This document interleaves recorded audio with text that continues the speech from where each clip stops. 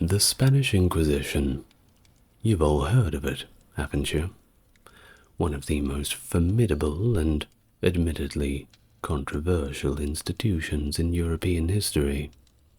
Established in 1478 by the Catholic monarchs Ferdinand II of Aragon and Isabella I of Castile. But what exactly was it? What could you expect if the Spanish Inquisition came marching in? Well, that was a fairly complex task.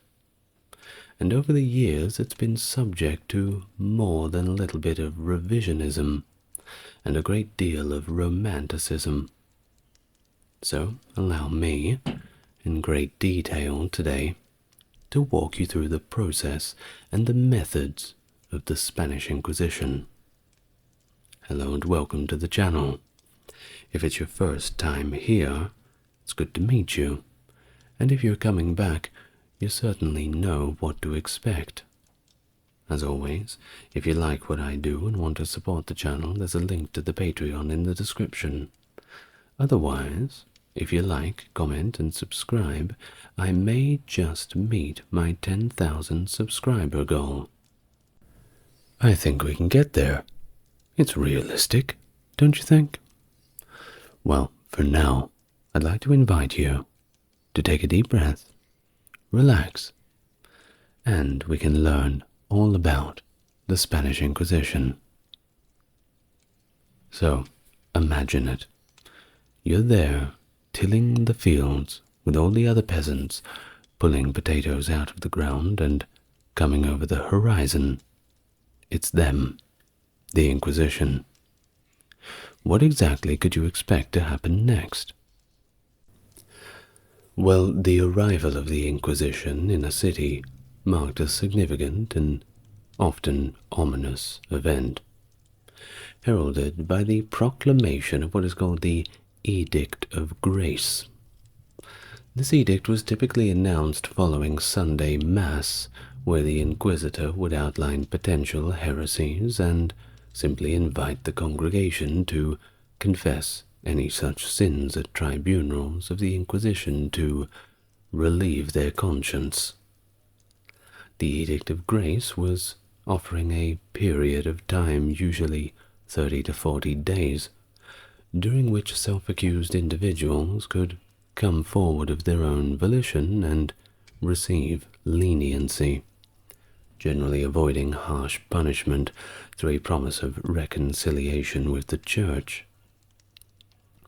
This initial offer of clemency was meant to encourage voluntary confessions and was crucial for the Inquisition to gather their information, as these self-reporting individuals were often persuaded to denounce others, turning them into the informants. Around 1500, the Edicts of Grace were phased out in favor of the Edicts of Faith, which eliminated the grace period entirely and focused instead on urging the public to denounce anyone who they suspected of heretical acts. You can see how this becomes a problem. Well, the proceedings of the Inquisition were a little bit mysterious. Denunciations were made anonymously, leaving the accused without the means to know who exactly had accused them.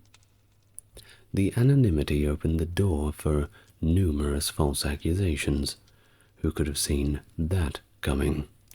Driven not only by concern for religious conformity, but also by personal vendettas, jealousy, and other less noble motives. The system effectively turned the general population into unwilling agents of the Inquisition, instilling a culture of surveillance where every word and every action could potentially lead to severe consequences. Denunciation became a critical and highly encouraged religious duty, embedding a deep-seated sense of mistrust and fear among neighbors, within families, and even towards complete strangers, as everybody became a potential informant or suspect. Upon receiving a denunciation, the calificadores of the Inquisition examined the case to determine if heresy was actually involved. This often led to the accused being taken into preventative detention, sometimes even lasting up to 2 years before a formal examination took place.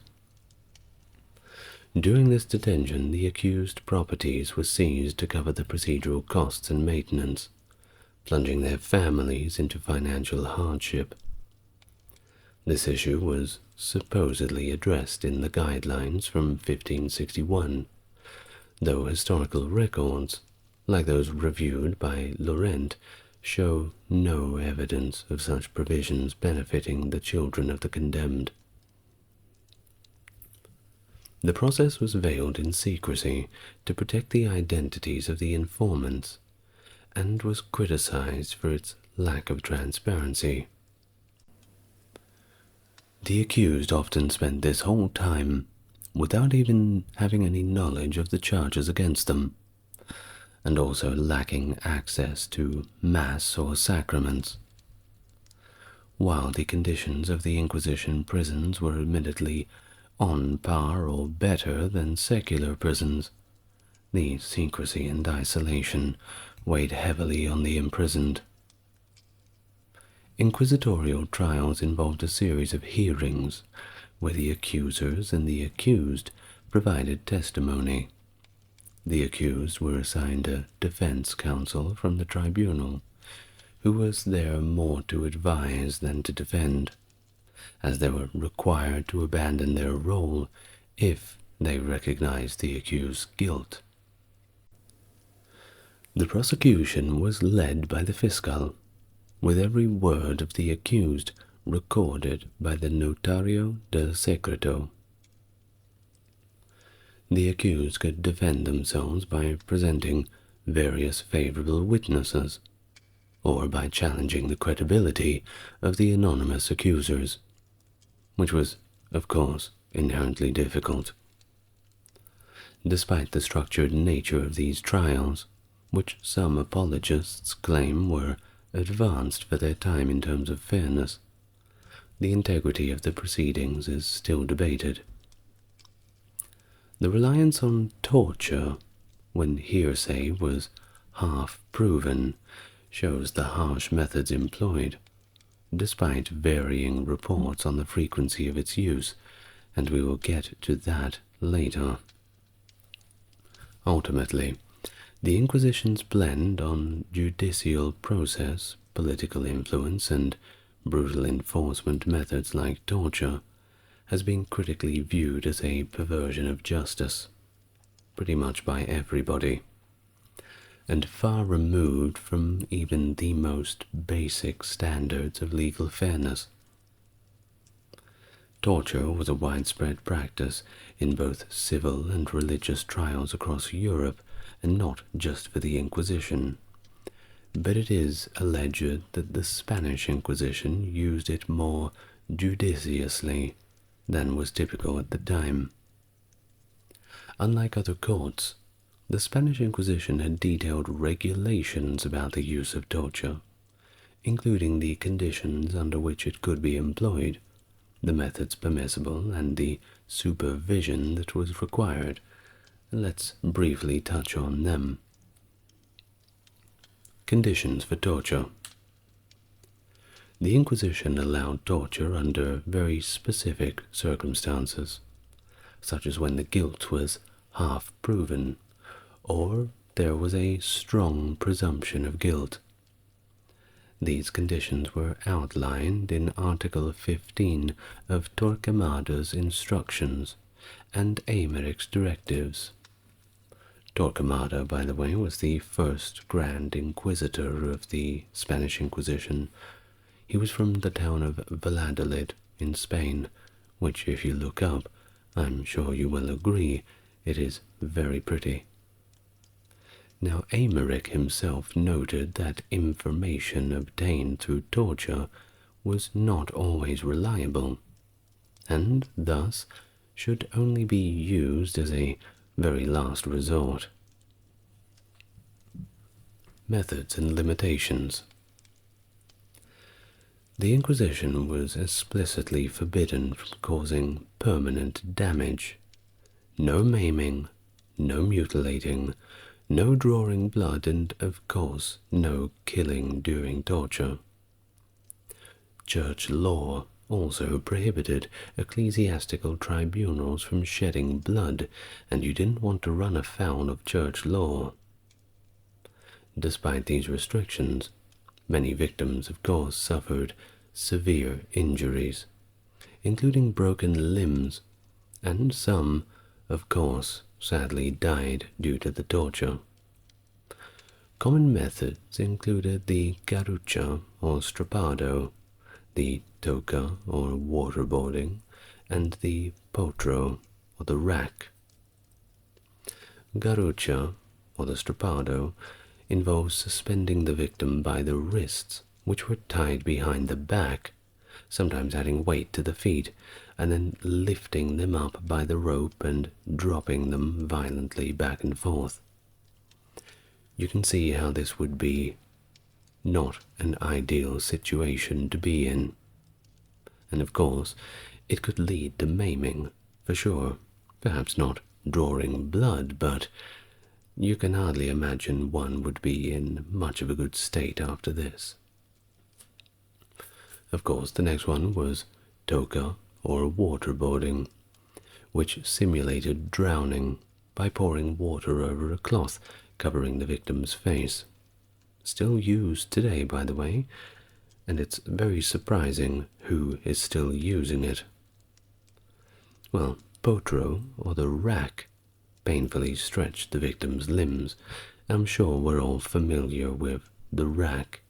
Very quintessential on medieval torture, that's for sure. Supervision. Torture sessions were supervised and required the presence of a physician to ensure the victim could withstand the treatment without dying, though of course severe harm often occurred regardless. Following the torture, victims might freely confess, but of course some confessions were suspect, as they could be recanted if torture was threatened again. Bernard de Lisieux, a Franciscan friar who suffered greatly under the Inquisition, criticized the methodology by arguing that even saints could be declared heretics under such duress. After torture and investigation, the inquisitors convened with a bishop's representative and consultants, experts in theology or canon law called consultores, to deliberate the case in what is known as the consulta de fe. Decisions had to be unanimous, no exceptions, and any disagreement required referral to the Suprema. So what happened next? What about the sentencing? Well, that was equally as complex. Let's get into it. A defendant could occasionally be acquitted, although this was uncommon and often seen as a poor reflection on the judgment of the inquisitors themselves. I mean, think about it. The inquisitors had been sent out to find heretics. If they find heretics, they've done a good job. If they don't find heretics, well, what are we having them for anyway? So, of course, the more heretics, the more head pats from the Pope. Well, more frequently, trials could be suspended, which left the accused free, yet perpetually under suspicion, meaning that the case could be reopened at any time. Sometimes, if a defendant was found not guilty during the proceedings, the decision was made quietly. Another possibility was that the accused would be subjected to penance. This entailed a public recantation of their errors, de levi for minor offences, de vehementi for more serious ones, and the imposition of public penalties, which could involve wearing a San Benito, compulsory attendance at church, exile, physical punishments like scourging, fines, or simply being sentenced to serve as an oarsman in the royal galleys. And you did not want to be an oarsman in the royal galleys. Well, reconciliation was another outcome for those found guilty, involving not only a public ceremony to reconcile the condemned with the church, but also harsher penalties, such as long imprisonment or the aforementioned becoming a galley slave, also confiscation of all property. Those reconciled faced significant social and professional restrictions, which also extended to their descendants. The most severe consequence was relaxation to the secular arm, and it's not the kind of good relaxation. This basically meant that you were handed over to secular authorities who were allowed to draw blood during torture, and who were allowed to kill you. This generally led to execution by burning at the stake. This fate awaited the impenitent heretics, or those who relapsed. If the condemned repented, they might be strangled before the burning. If they were unrepented, well, they were tied up to the wooden board and simply burned alive. Now, that being said, if you were burned alive, well, you probably wouldn't be alive for that long of the burning. Most people died from asphyxiation pretty quick. You know, you're breathing in all that smoke. You're not going to get too far. So it's not like in the movies where some poor soul would be thrashing around for 2 to 3 minutes on the burning pyre. They probably would have been asphyxiated within 45 seconds. Which is of course not good, but I'm just saying. Well, although the Inquisition itself did not carry out the execution, it handed the condemned over to these secular authorities who were compelled to execute the sentences, and if they didn't, they risked excommunication. So it effectively was a command from the church, but they would outsource their dirty work. Trials could also proceed in absentia, particularly if the accused died or before the conclusion of the trial. In such cases, effigies could be burned, and if it was later proved that the deceased had been heretical, they would dig up their remains and burn them. They would also seize their properties and disinherit their heirs. Over time, the frequency and severity of the punishments, of course, varied, with harsher sentences more common in the early years of the Inquisition, and a notable decline in the use of torture and executions as the institution persisted into the mid-16th century. When a condemnatory sentence was issued, it necessitated the involvement of the condemned in an auto de fe, a ceremonious event marking their reconciliation with the Church. In cases of remaining dissent, their punishment as unrepented heretics. These autos de fe could either be public or private, named auto publico or auto particular, respectively. Initially, public autos de fe were modest and did not seek to attract large crowds. Over time, however, they evolved into elaborate, costly events that showcased the combined might of the Church and the state, celebrated amidst the festive atmosphere with a large public attendance, These ceremonies transformed into Baroque spectacles designed for maximum impact, often held in the city's largest plaza during public holidays.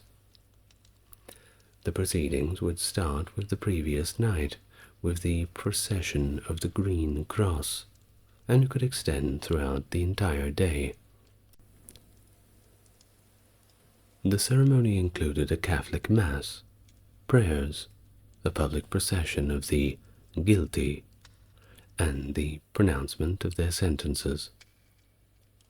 Conducted in these public squares or esplanades, these events lasted several hours, and were attended by ecclesiastical and civil authorities alike.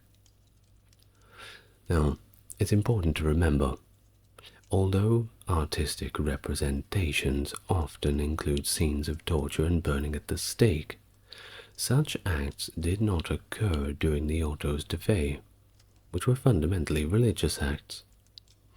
Neither was torture applied post-trial, and executions were carried out separately after the ceremony. The first known auto de fe occurred in Paris in 1242 under King Louis IX, while the first in Spain was not until 1481 in Seville, where several participants were later executed.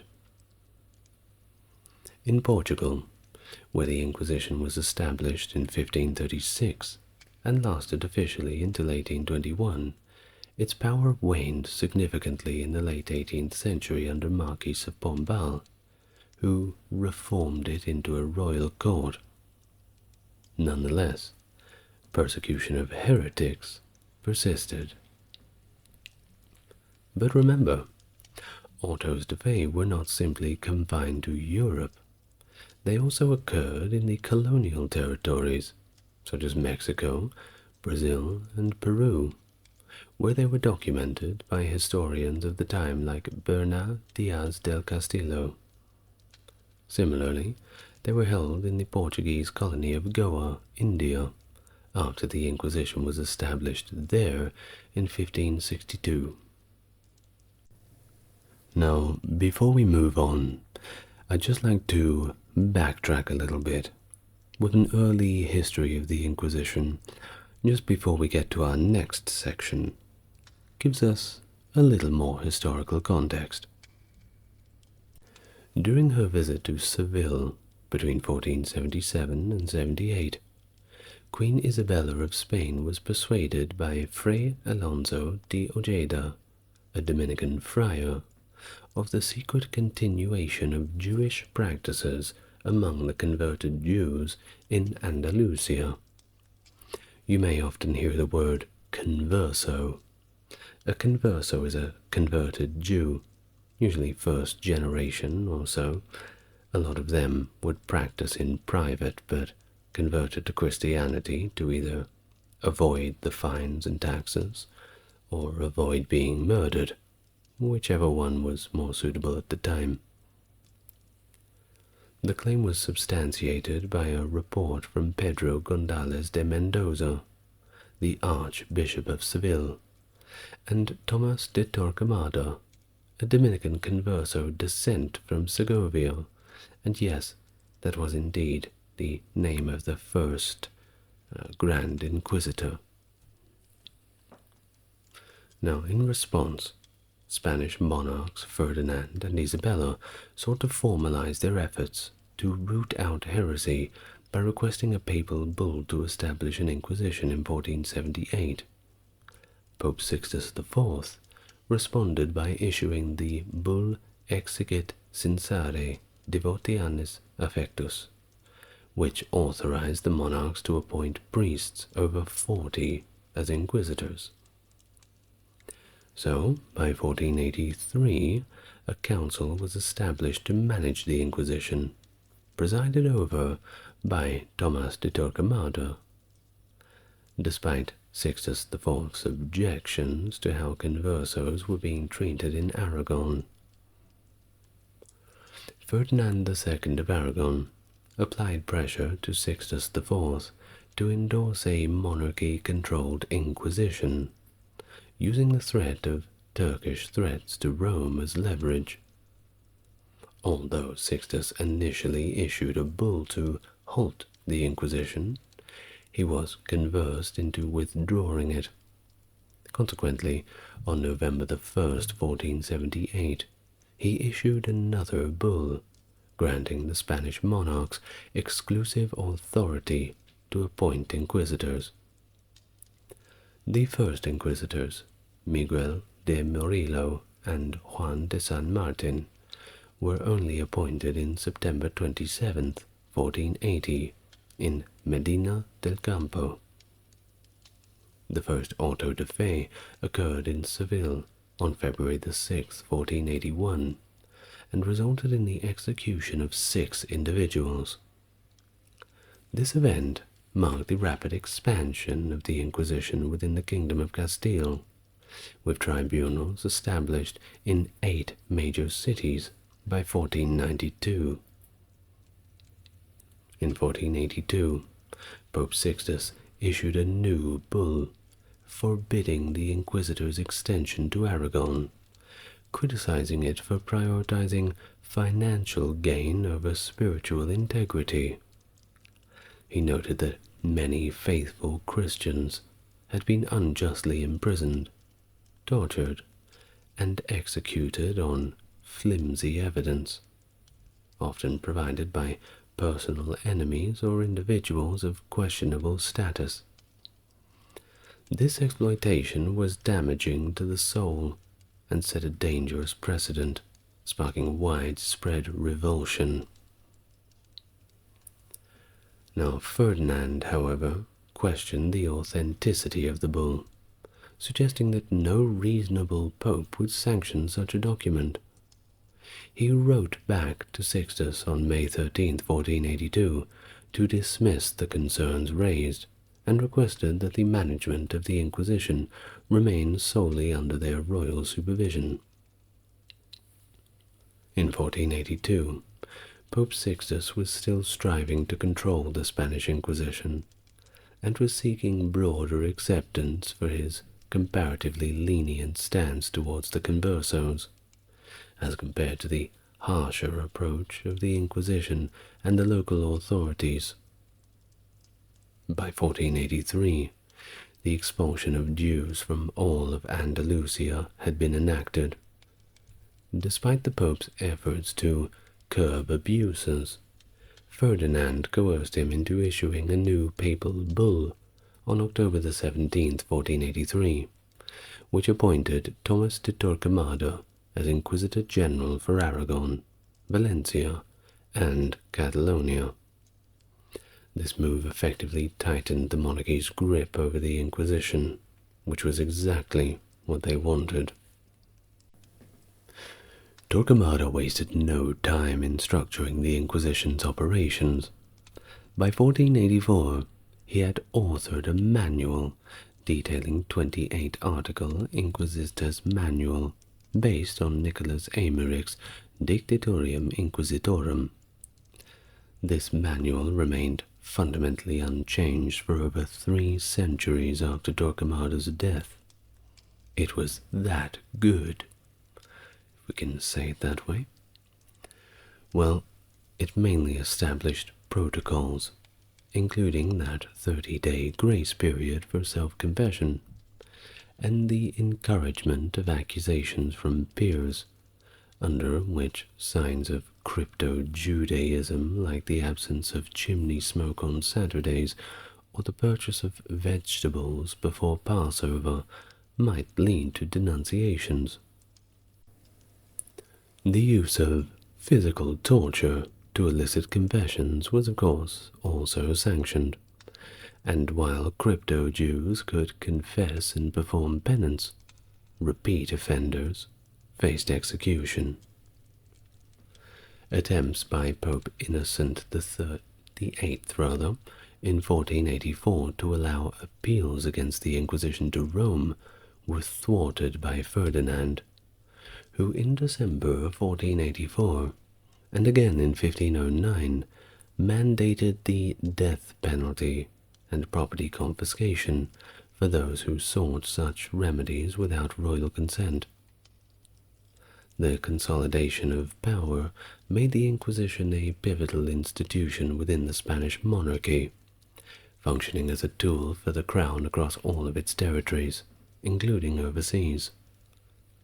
Resistance continued in parts of Aragon, notably with revolts like that in Teruel between 1484 and 85.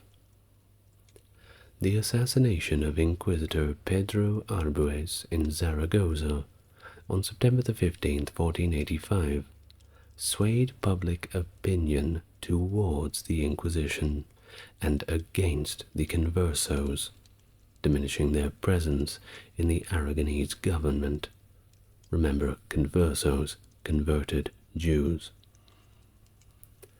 From 1480 to 1530, the Inquisition was intensely active, the golden age of the Spanish Inquisition, if we may put it that way, with estimates suggesting around 2,000 executions, primarily among conversos of Jewish descent. Data indicates that a vast majority of those tried in places like Valencia and Barcelona during this period were indeed of Jewish origin. The Inquisition's mandate extended solely over Christians, though, rendering actual Jews, not conversos, actual Jews, Muslims, and other non-Christians beyond its purview, unless they professed Christianity for strategic reasons, which many of them did. Why would they do this? Well, perhaps they wanted to avoid taxes, or if they were expelling the Muslims or expelling the Jews, well, you would simply say, well, don't worry about me, I've already converted to Christianity. Just ignore the dreidel in the corner of the room. Of course, many of them did secretly practice their original faiths. I mean, who was going to know until your neighbors looked through the window on Sunday and saw you eating fish or, I don't know, whatever it is you're not meant to do in Christianity on Sundays. I'm not the expert. Well, observing this, perhaps they would dob you in. Well, these individuals, known as the conversos, were the Inquisition's primary focus. They were doing everything they could to find them, and yes, legally, in the eyes of the law, since they had converted, they were regarded as Christians. But they were just in a different category of Christian, and therefore, since they were new and converted Jews, then they were looked down upon quite a lot. Direct accusations of Judaism led to the loss of inquisitorial jurisdiction, placing the individual under civil authority, where the consequences included potential deportation or execution as heretics if they did not convert or simply leave Spain. So really, you're damned if you do, and you're damned if you don't. In response to persisting Judaizing among conversos, the Spanish monarchy, under Ferdinand and Isabella, sought to eliminate any and all Jewish influence, which culminated in the 1492 Alhambra Decree. This edict offered Jews a choice, either expulsion, conversion, or we are going to kill you, supposedly underpinning the decree's religious motivation rather than a racial one. Well, the enforcement of this decree was notably inconsistent, primarily affecting regions vulnerable to Ottoman threats, while interior areas saw lax or deferred execution of this decree. Now, why is it? Well, from my basic theory is that Muslims and Jews within areas that were vulnerable to outside threats may be the ones to sympathize with the people from the outside, and perhaps open the gates in the middle of the night when no one is looking. Of course, they were getting as much as a raw deal as they could from their own rulers. Perhaps if the Ottomans had said to them, you know, we won't make you pay a tax. Once we take over management, all you need to do is open those gates for us. Let us in. Well, everyone wants the best deal possible, don't they? Well, historical records on the number of Jews who left Spain vary significantly, with earlier sources significantly inflating the figures, as they usually do. Modern scholars suggest somewhat lower and more conservative amounts, estimating around 40,000 departures from a combined population of 280,000 Jews and conversos. The destinations of these exiles, of course, varied too, with many opting for Portugal, where they simply faced forced conversion, so that was a wasted trip, or other parts of Europe rather than Muslim territories, contrary to popular belief. Well, the Inquisition's peak activity against conversos spanned from 1480 to 1530, with accusations and trials decreasing significantly afterwards. The discovery of a crypto-Jew community in Quintantar de la Orden in 1588 led to a brief resurgence in converso persecutions towards the late 16th century. The 17th century saw some conversos returning from Portugal to escape the Portuguese Inquisition, only to face renewed scrutiny by the Spanish Inquisition. Parallel to its actions against conversos, the Inquisition also targeted the Moriscos, Muslims in Spain who had converted to Christianity.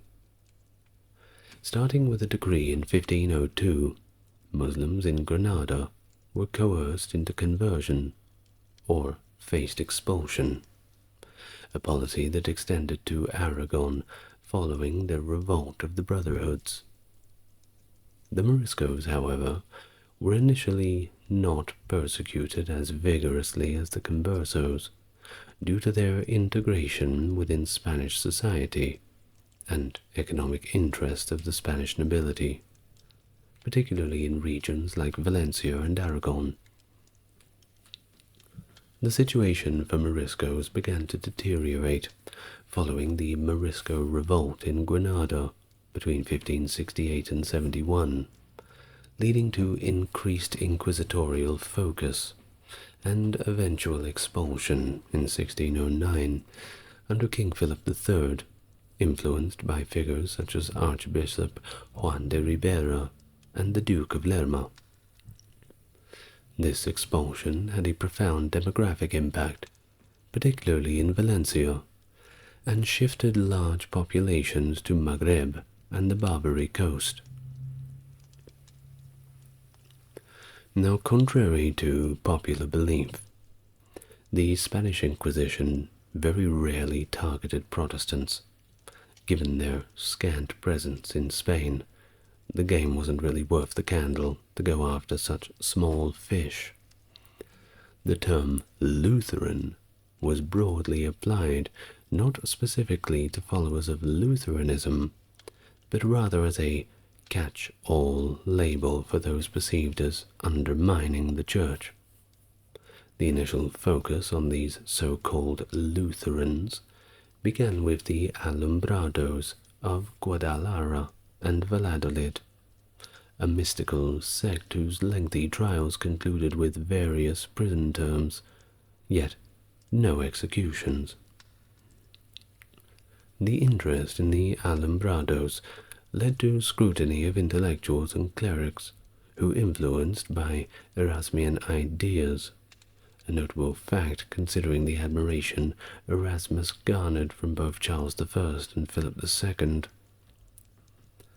The actual trials, specifically against Protestant groups, commenced in 1558 to 1562, during the early reign of Philip II, targeting very small Protestant communities in Valladolid and Seville, which comprised only about 120 individuals.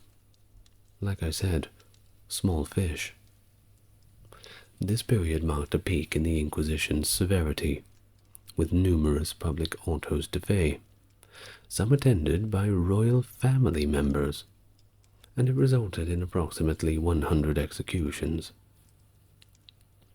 These events nearly eradicated Spanish Protestantism, inherently a minor movement to begin with. Post-1562, the intensity of these kinds of trials began to wane, although around 200 individuals were accused of Protestantism towards the end of the 16th century. However, many of those accused were not genuine Protestants. The Inquisition broadly classified irreverent behavior, such as drunkenness, anti-clerical statements, disrespect towards church images, and consuming meat on prohibited days as under the umbrella of these Lutheran activities. It is believed that in the latter part of the 16th century, only about a dozen Spanish Protestants were actually executed. While the Inquisition was authorized to target orthodox heretics, seldom took action against them due to lack of military conflicts between Spain and Orthodox countries. An isolated incident involving St. Peter the Alliot in North America is often cited, where he was allegedly tortured by members of the Inquisition, possibly Franciscans, misidentified as Jesuits.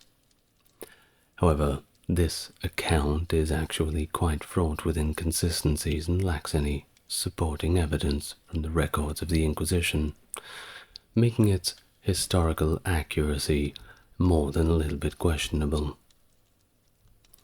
Back in Spain, witch hunts were less severe than in other parts of Europe, such as France, Scotland, and Germany. A notable incident occurred in Logroño, involving the witches of Zagamurdi from Navarre. During an auto de fe on November 7th and 8th, 1610, 6 individuals were executed, and 5 more were symbolically burned in effigy. Contrary to widespread belief, the Spanish Inquisition actually rarely dealt with cases of witchcraft, which largely remained under secular jurisdiction. The Inquisition, rather in general, dismissed witchcraft as baseless superstition, and usually they would just not bother to look into it. Alonso de Salazar Frias, after inspecting Navarre post-Logroño trials, reported to the Suprema that the hysteria surrounding witchcraft often began only after such accusations were discussed publicly. Funny how that works, isn't it?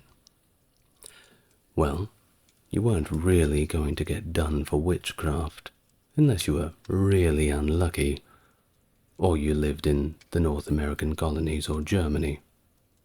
At least you wouldn't be done by the Spanish Inquisition for it.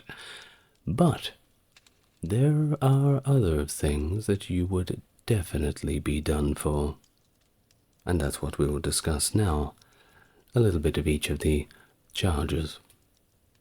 So, what's the rap sheet? Well, first things first, good old blasphemy. Blasphemy fell under the broader category of heretical propositions, which included not only direct blasphemy, but also dubious comments about religious doctrines or clerical misconduct. No priest and a rabbi jokes, I'm afraid, not allowed. Common charges included denying the sinfulness of fornication and questioning key Christian belief, like transubstantiation or the virginity of Mary. Now, correct me if I'm wrong, but I believe that transubstantiation is when the sacraments are taken, drinking the wine and the eating of the crackers, that when you actually drink the wine, which is meant to represent the blood of Jesus, it literally transubstantiates into the blood of Jesus once it hits your tongue. Same as the crackers for his body. To my knowledge, that's basically what transubstantiation is. Now, clergy, they were not exempt either. They could be put up on charges of heresy for their own comments or behavior, so you didn't just get away with it because you were in the club. However, such charges generally resulted in pretty mild sanctions, reflecting the Inquisition's relatively lenient handling of verbal offences compared to more serious heresies. I mean, after all, we're all human. We all make mistakes, right? Sodomy. In 1524, jurisdiction over cases of sodomy within Aragon was granted to the Inquisition by Pope Clement VII, following a request from the Saragossa tribunal. Unlike Aragon, the Castilian Inquisition did not claim jurisdiction over such matters, creating a regional discrepancy in how sodomy was prosecuted. The handling of sodomy cases varied greatly across Aragon, heavily influenced by local laws. For example, Zaragoz's tribunal was notoriously stringent. The first execution by the Inquisition for sodomy involved a priest, actually. Funny how that works. Salvador Vidal in 1541. Subsequent convictions could result in various penalties, including fines, public humiliation, and sentencing to the old galley slave job. A notable 1560 ruling specified that certain sexual acts between women did not constitute sodomy unless a aid was used, whereas bestiality was frequently prosecuted, particularly in Zaragoza during the 1570s. And I think that we can all get behind prosecuting people for bestiality, regardless of what persuasion you are. Well, this term, sodomy, in the Inquisition's eyes, encompassed various non-procreative sexual acts, all condemned by the Church. The accused in sodomy trials often included clergy, nobles, laborers, servants, and military personnel, with cases typically involving an older man and a younger male, and often under coercive circumstances. Now, it's very important to note that punishments were always more severe for adults, except in clear instances of assault or when the accused was very young. In that case, the ones who were at the victim end would, well, they wouldn't receive any punishment. They were victims. The visibility of sodomy cases seemed to decrease significantly after 1579, when public autos de fe stopped including those convicted of sodomy unless they were condemned to death. By 1633, executions for sodomy had largely ceased,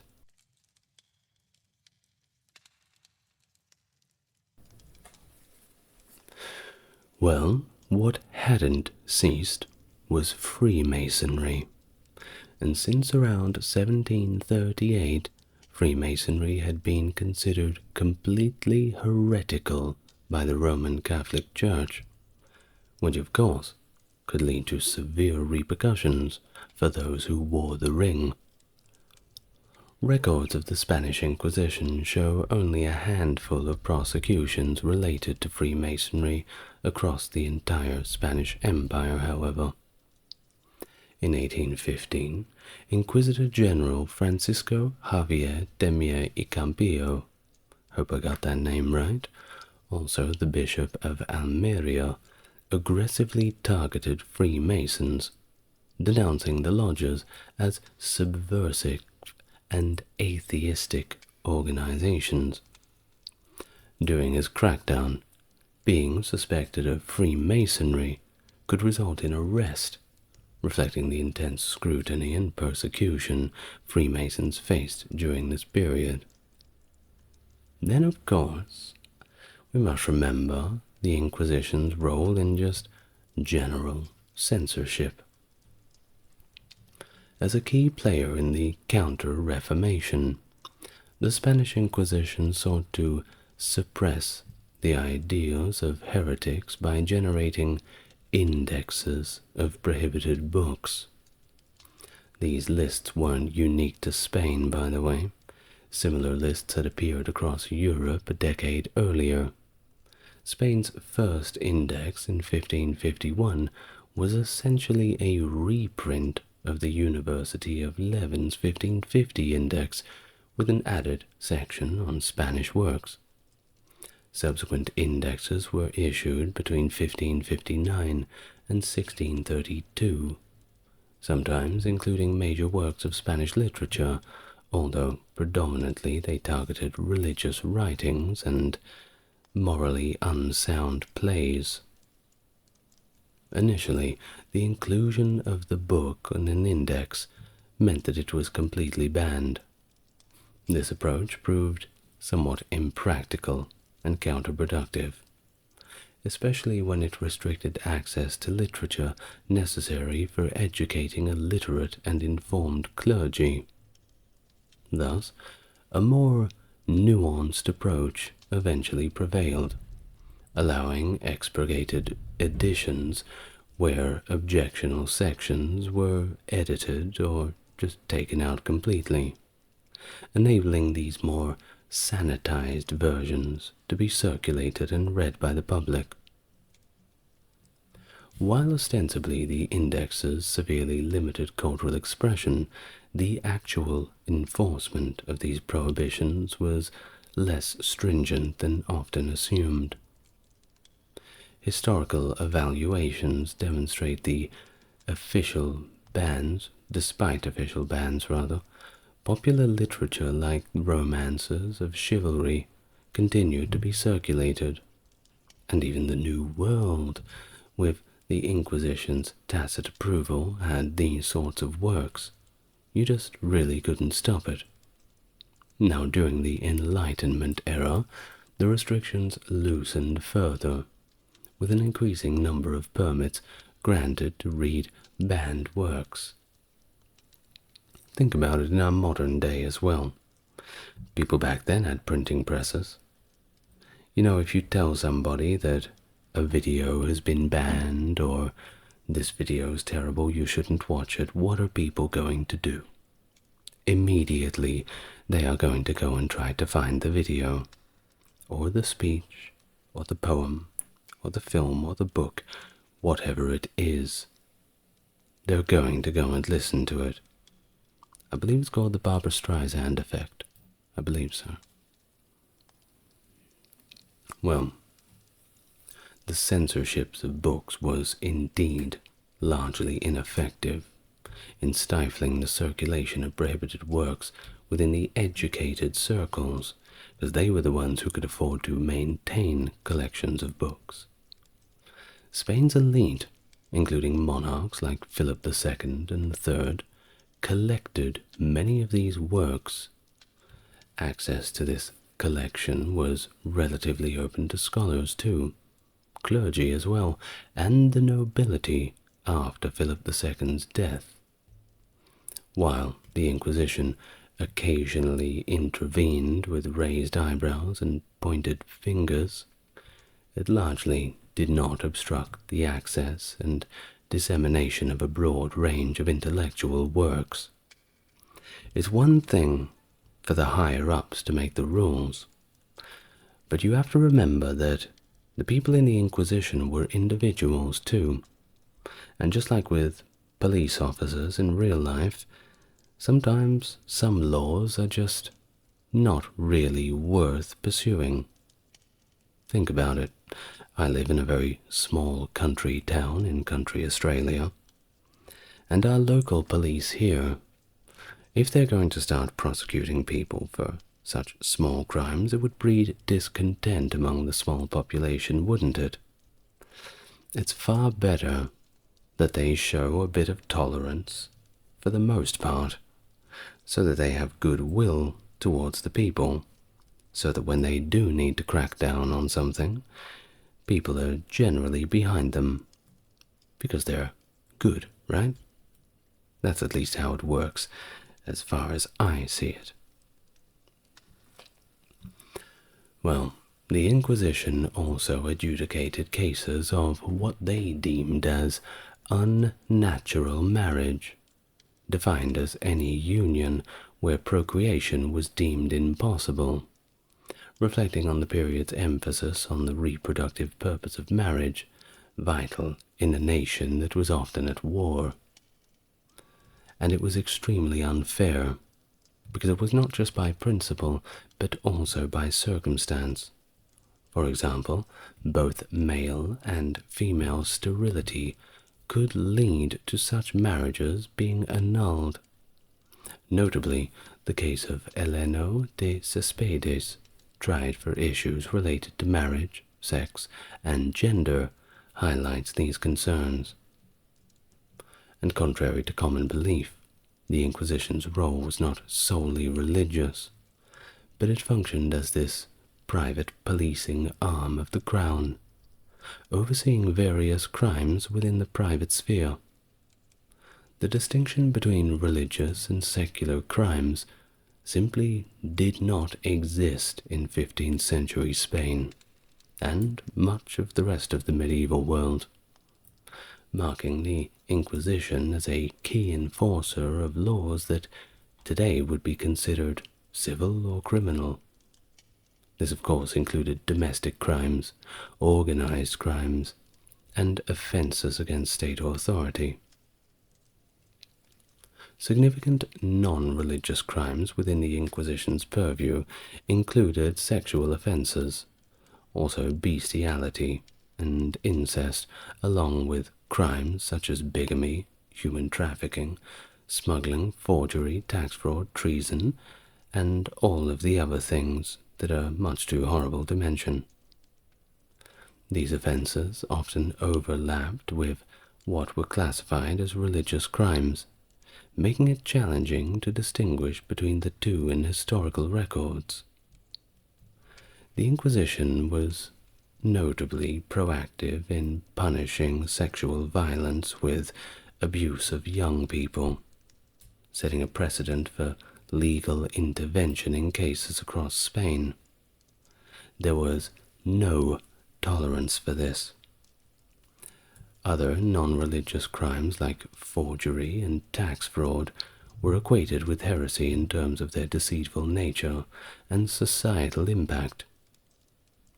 Well, overall, the greatest crime, and still the greatest crime, is not being subscribed to ASMR Historian. Well, of course I'm only joking, but we're getting quite close to our subscriber goal. I think we're going to get there. Who knows, by the time this video is published, perhaps we will have already gotten there. I think overall I must say that the Inquisition was less of a religious arm, but more of a political strong arm of those original Spanish monarchs. Indeed, if you've watched my first video on the Inquisition, then you will know that effectively the main theories is that the Inquisition was founded just so that the Pope would stay out of their business. That being said, it was a very thin tightrope to walk. Well, thank you very much for watching. Bit of a long one this afternoon or this morning, wasn't it? I'd like to thank my top-tier patrons, that's Stark Factory, JC, Jeffrey, and Susan. Complete Chads, all very energetic, young, handsome, and beautiful, the four of you. Would you like to join them? There's a link in the description. You too are a few clicks away from eternal glory. Well, thank you very much once again, dearest listener. And as my eyes begin to get a little bit heavier, I start looking to the right over my shoulder at that bed and think, perhaps I will too slip into that good dream.